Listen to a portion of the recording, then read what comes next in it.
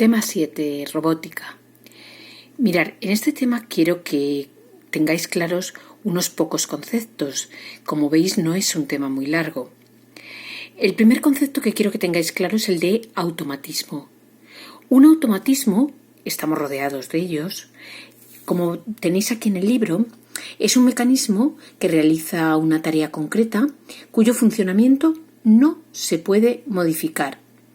Por ejemplo, podemos decir que un automatismo es un limpiaparabrisas de un coche. Entonces, si yo veo que está lloviendo, le doy a la palanca y pongo a funcionar el limpiaparabrisas del coche. Pero si por cualquier motivo se me olvida pararlo cuando deje de llover, el limpiaparabrisas seguirá limpiando y seguirá haciendo su trabajo, porque no se va a dar cuenta de que ha dejado de llover y no va a modificar su funcionamiento hasta que yo no pare de nuevo la palanca, accione de nuevo la palanca para que se pare el automatismo.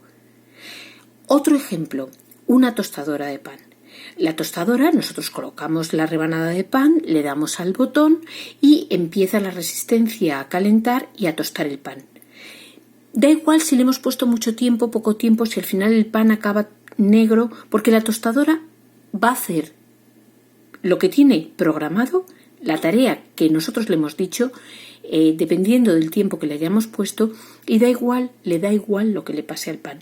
Va a realizar su tarea independientemente de lo que pase a su alrededor. ¿Vale? Un robot, no quiero que penséis en un robot solamente en los robots humanoides de las películas o los robots de Star Wars. Quiero que penséis que cualquier máquina automática, programable por medio de un ordenador, capaz de captar la información de su entorno, procesarla y actuar en consecuencia, eso ya es un robot. ¿De acuerdo? Repito, cualquier máquina automática, es decir, que funciona de forma automática, de forma autónoma, programable, que se le puede cambiar lo que hace, capaz de captar información del entorno, y eso ya veremos con qué lo hace, procesarla y actuar en consecuencia de esa información que capta. Por ejemplo, en muchos coches hay limpiaparabrisas con sensor de lluvia. Estos limpiaparabrisas se ponen automáticamente en marcha cuando detectan las primeras gotas de lluvia cayendo sobre el parabrisas del coche y dejan de funcionar cuando para la lluvia. Además, funcionan más deprisa o más despacio en función de la cantidad de lluvia que cae sobre el parabrisas. Eso es un robot. Si nosotros, como en el ejemplo anterior que he puesto la tostadora, pudiéramos tener una tostadora que detectara el nivel de tostado del pan y, dependiendo de si el pan está más o menos tostado, se parara automáticamente cuando lo detecte, eso sería un robot. Pero yo no las conozco. Puede que las haya y sería un robot, repito. Las tarjetas controladoras, ¿para qué se usan? Pues mirar, se usan para controlar los procesos de un robot. Hay tarjetas controladoras muy complejas para controlar los robots, por ejemplo, que veis en las fábricas de coches que actúan, realizan siempre la misma tarea, pero son tareas más o menos complejas. Hay tarjetas mucho más sencillas, pero en cualquier caso, una tarjeta controladora siempre se usa para controlar los procesos de un robot.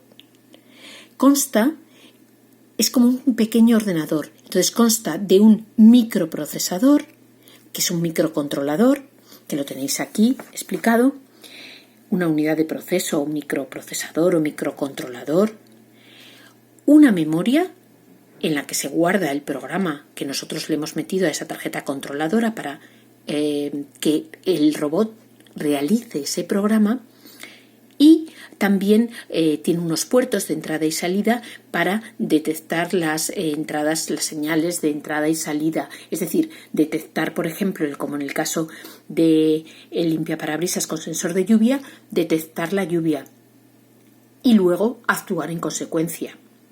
Llevar una salida eléctrica al motor de ese limpiaparabrisas para que se ponga en marcha, para que vaya más rápido, más lento, se pare, etc. Bueno, vamos a seguir con los sistemas de control. Hay dos tipos de sistemas de control: lazo abierto y lazo cerrado. Sistemas de control en enlace abierto. Simplemente tenemos una señal de entrada, un controlador, un actuador y una señal de salida. Por ejemplo, un sistema de control en enlace abierto es el limpiaparabrisas del que hemos hablado antes en los automatismos. Es decir, la señal de entrada es que yo detecto la lluvia, pero soy yo la que detecto la lluvia cuando voy conduciendo. La lluvia es la señal de entrada. Entonces, yo pulso el controlador, es decir, pulso el botón, la palanca, la manivela del coche para accionar el limpiaparabrisas. El actuador es el motor que hace girar, que hace moverse ese limpiaparabrisas. Ese es el actuador, el motor. Y la señal de salida es el movimiento del limpiaparabrisas. Pero como veis, no hay nada más, no hay realimentación. El limpiaparabrisas seguirá actuando hasta que yo no lo pare. Ahora, hay otros tipos de sistemas de control, que es el que os explican en el libro, que es sistema de control en lazo cerrado. Aquí sí que tenemos una señal de entrada, un comparador, que compara continuamente la señal que le llega de un sensor con la señal de entrada. Y si son diferentes, pone en marcha un controlador que hace actuar un actuador para modificar esa señal de salida, que es la que está comprobando en todo momento el sensor. ¿De acuerdo? Por ejemplo, imaginaros, tenemos el limpiaparabrisas con sensor de lluvia. La señal de entrada es la lluvia. Tenemos aquí el comparador. La señal de salida es la lluvia también.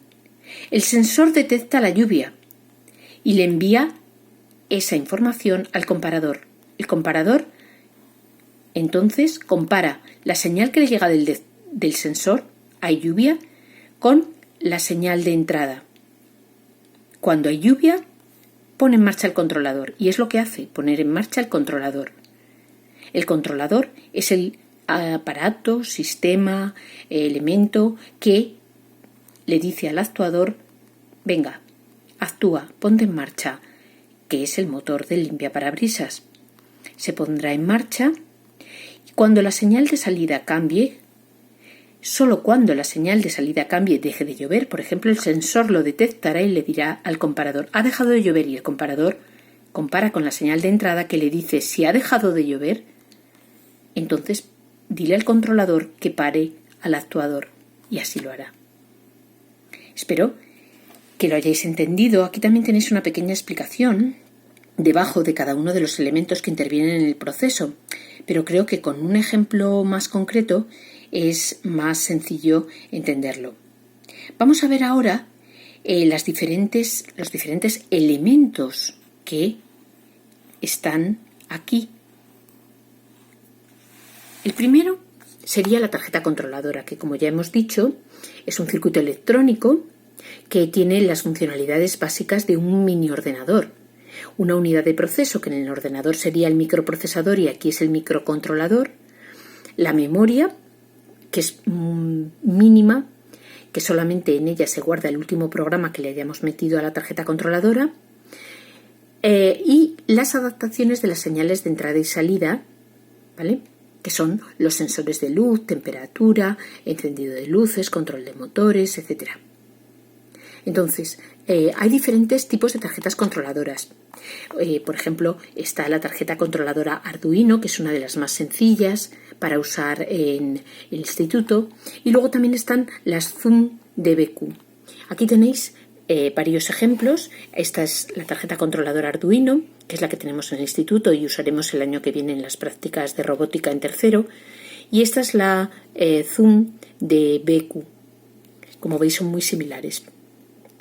Aquí, como veis, esto sería ese chip negro que lleva aquí, sería el microcontrolador. Y aquí no se ve muy bien, pero hay como una especie de puertos, de agujeros donde se pueden conectar cables, y eso serían las unidades de entrada y salida. Después aquí tendríamos la alimentación, que sería un cable que conectaría vía USB con el ordenador, tanto para darle alimentación a la tarjeta, alimentación eléctrica, como para mandarle el programa a la tarjeta, el programa que previamente hemos elaborado en el ordenador. Aquí tendríamos los sensores. Hay diferentes tipos de sensores, por ejemplo, una LDR, que es un sensor de intensidad luminosa. Esta resistencia detecta el nivel de luz que hay en el ambiente. Cuando el nivel de luz aumenta, su resistencia interna disminuye, dejando pasar la corriente eléctrica. Y al contrario, cuando el nivel de luz disminuye, su resistencia interna aumenta, no dejando pasar la corriente eléctrica a través de ella. Es decir, funciona como un interruptor, pero con luz. Los sensores de temperatura, funcionan igual, pero con temperatura. Por ejemplo, se usan en los hornos eléctricos. Nosotros ponemos el horno a 200 grados para hacer una pizza y todos sabéis que cuando llega a 200 grados el horno se para, deja de calentar, mantiene esa temperatura. Si la temperatura baja de 200 grados, vuelve a calentar, pero solo hasta 200. Si no, nos quemaría la pizza, si no fuera un sistema de control en lazo cerrado que con un sensor de temperatura controla constantemente la temperatura que hay dentro del horno. Aquí tenemos un final de carrera o final de recorrido. Por ejemplo, este se usa en la puerta de los coches del instituto. Cuando yo llego, le doy al mando. Con el mando lo que hago es poner en marcha un motor eléctrico que gira y arrastra la puerta. Cuando esa puerta llega al final del recorrido, hay un aparato como este. La puerta choca contra esa palanca y entonces se abre el circuito y el motor deja de funcionar. Pasa el coche, que lo es detectado con un sensor de infrarrojos. Cuando el coche deja de pasar, el sensor de infrarrojos, entonces pone en marcha de nuevo el motor en sentido contrario para que la puerta se cierre. Hay otro final de carrera.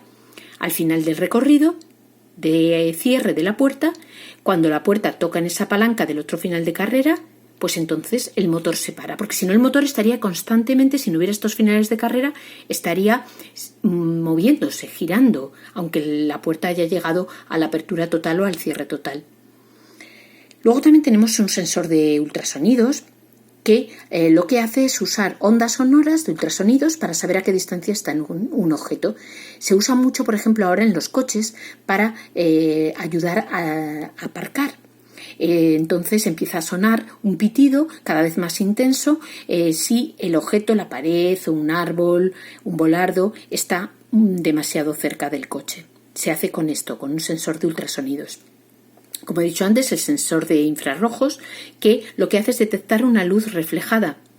Entonces, esto también se utiliza para la apertura automática y el cierre automático de puertas. Por ejemplo, la puerta de los supermercados, estas que se abren automáticamente cuando vas a pasar y se cierran detrás de ti, y si te quedas en medio, la puerta se queda abierta. ¿Por qué? Porque el sensor de infrarrojos emite una luz infrarroja. Si no es detectada esa luz porque hay algo que se lo impide, una persona, un objeto, entonces no cierra la puerta. ¿De acuerdo? Y luego tendríamos los actuadores, que son los dispositivos que reciben esa orden de hacer algo en función de lo que el sistema de control esté programado. Y serían básicamente los diodos LED o bombillas, que se utilizan sobre todo para iluminación, para señalización, los servomotores, como estos de aquí, que lo que harían sería girar para conseguir, pues por ejemplo, apertura y cierre de una puerta, como hemos dicho anteriormente. Por ejemplo, también conseguir que se mueva un ventilador cuando hace mucho calor o funcione un equipo de aire acondicionado. También tendríamos zumbadores, es decir, aparatos, actuadores que emiten sonido también para señalización. Podríamos también tener resistencias eléctricas que emiten calor, por ejemplo, en el caso de una tostadora, como hemos dicho anteriormente, en el caso de un horno eléctrico, etc. Esos todos podrían ser diferentes tipos de actuadores. Bueno, con esto espero que os haya quedado más claro esta primera parte del tema 7. El resto del tema 7, como es la parte práctica, este año no lo podemos ver debido a las circunstancias especiales en las que nos encontramos, pero esperamos que el año que viene podamos continuar en tercero. ¿De acuerdo? Gracias por vuestra atención.